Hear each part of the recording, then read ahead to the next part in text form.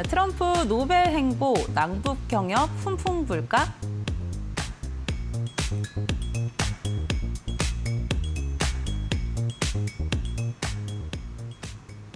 네, 사실 트럼프 대통령이 당선했을 때부터 노벨 평화상에 관심이 있다라는 거 많은 분들이 알고 계셨을 것 같은데요. 이에 대해서 좀 구체적인 이야기들도 많이 나오고 있는 것 같고요. 또 그러면 결국에는 북한을 좀 지켜봐야 되지 않나라는 생각 듭니다. 오늘 남북 경협주 좀 어떻게 정리를 해볼까요? 네. 지난 3년 동안 우리 남북한 관계는 완전히 파탄난 상태였습니다. 남북 간에 이렇게 대화가 없이 긴 시간을 보낸 적도 없었는데요. 이제 정권이 바뀌면서 이제 남북 관계를 새롭게 정립을 하려고 합니다. 근데 문제는 이 북한이 몸값이 너무 올랐다는 사실이죠.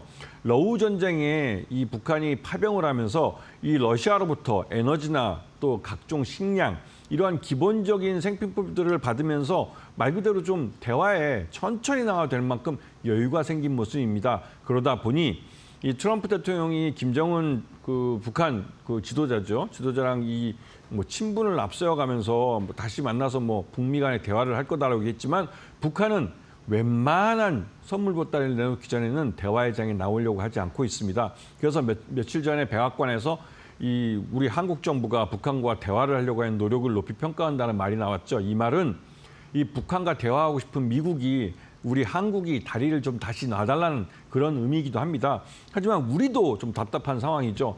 이 북한하고 3년 동안 이 대화를 안 하다 보니 휴민트도 많이 끊기고 그러다 보니 어떤 식으로 다시 대화를 이끌어갈지 참 난감한 상태입니다. 그래서 오늘 종교 지도자를 만나서 민간 쪽에서는 계속 교류가 있었으니 좀 다리 좀 놔달라 이런 말씀도 하신 것 같은데요. 그래서 이번 8월 15일 날 광복절 날 아마 대통령의 기념사가 나올 겁니다. 이럴 때 이제 북한에 대해서 뭐 어떤 메시지가 나올 가능성이 크고요. 그러한 기대감 때문에도 시장에서 이런 그 남북 경협주에 대해서 미리 선추매가 유입되고 있는 모습입니다. 결과는 무엇이든 간에 남북 간의 대화가 이루어질 것이고 한반도 평화는 이 코스피 5,000피의 기본 전제가 되는 것입니다. 그렇기 때문에 남북 경협도 개성공단이나 금강산 한강을 여전히 희망하는 우리 한국 기업들이 있습니다. 그래서 반드시 다시 재개될 것이고 그렇기 때문에 이런 종목들을 주의 깊게 관심을 두고 보셔야 될 타이밍입니다. 네, 남북 경협주 긍정적으로 좀 지켜봐야 될 것 같다라고 앞서서도 계속 전략들을 챙겨주셨는데요. 그렇다면 오늘은 어떤 종목 가져와 주셨는지 같이 확인해 보시죠. 네, 아난티와 인디에프 가져와 주셨습니다. 아난티도 워낙 긍정적인 이야기 해주셨고요. 인디에프 같은 경우도 같이 많이 한번 살펴봤었는데요. 오늘 흐름은 어떨지 같이 짚어보시죠.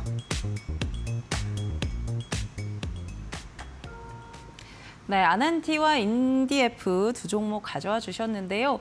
아난티, 인디에프 둘 다 워낙 긍정적인 이야기들 많이 내놔 주셨잖아요. 앞으로도 좀 긍정적인 움직임들 기대해봐도 될까요? 네, 이 두 종목 다 실적은 그렇게 신통치 않은 그런 종목들입니다. 대부분 다 소비를 배경으로 하고 있는 그 회사들이고 그런데 이 회사들이 금강산 관광과 개성공단이라는 것이 재개가 되면 곧바로 실적이 엄청나게 좋아질 수 있습니다. 예전에도 아난티 같은 경우는 금강산 그 관광이 재개되면서 그때 당시에 금강산 호텔과 리조트, 그다음에 골프장까지 개장을 했고 한 달 정도 운영을 했던 경험이 있습니다.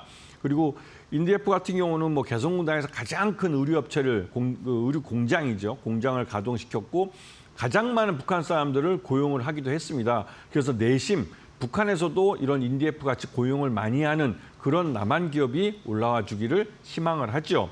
그래서 그때 당시를 돌이켜보면 인디에프 같은 경우는 실적이 굉장히 좋았습니다. 왜냐하면 지리적으로 개성공단은 제품을 만들자마자 곧바로 이 남북 출입국 사무소를 통해서 물건을 빼올 수가 있고 그런 그 빼온 물건을 인천항을 통해서 곧바로 수출할 수 있기 때문에 이 물류 면에서 굉장히 유리합니다. 지금 우리 한국 기업들이 베트남이나 인도네시아나 필리핀에 많이 진출해 있는데 그쪽에서 우리 한국이 갖고 와서 해외로 나갈 경우에는 물류 비용이 또 따로 많이 들어가죠. 그렇기 때문에 북한은 저임금 노동력에 또 이런 물류적인 이점 이런 것 때문에도 우리 중소기업들에게는 굉장히 큰 강점이 있는 산업단지입니다. 그렇기 때문에 지금도 이 개성공단에 입주했던 기업들이 여전히 그 재입주를 희망하고 정부에 요구를 하고 있죠. 그렇기 때문에 이 개성공단도 그렇고 금강산 관광도 그렇고 다시 재개될 가능성이 큽니다. 그에 따라서 금강산 관광으로 대표되는 아난티, 그다음에 개성공단으로 대표되는 인디에프 이런 종목들을 좀 보시는 게 좋으실 것 같고 지금 현재 개성공단에 입주해 있는 업체들 중에 여러 가지 잡음이 있는 업체들이 있습니다. 그런 업체들은 지금 당장은 주가가 잘 올라가는 것처럼 보이지만 긴 안목으로 보시면 실제로 개성공단이 가동됐을 때 수혜를 볼 수 있는 종목이 어떤 종목이신지 이런 종목들을 생각해 보시면서 투자를 하시는 게 훨씬 더 유리할 수 있습니다.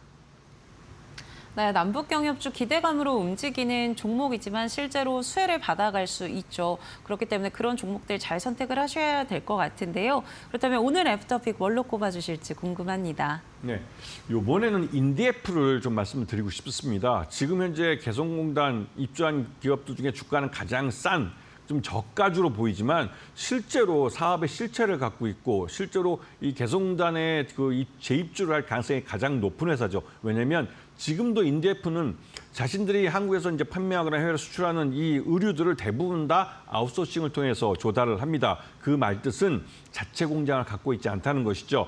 인디에프는 개성공단이 재가동되면 개성공단 공장을 다시 재가동시킬 겁니다. 그때 당시에 이 개성공단에 있는 인디에프 공장이 가동이 될 때 그 수익률이 장난 아니었습니다. 그렇기 때문에 지금도 마찬가지로 그 북한의 노동력 그 저임금은 여전히 유효합니다. 그리고 물류적인 이점도 여전히 유효하죠. 그렇기 때문에 인디에프는 사업의 실체를 갖고 있는 기업이고 그 기업이 다시 개성공단에 입주했을 때는 그 수익이 그 예전보다 훨씬 더 커질 가능성이 높습니다.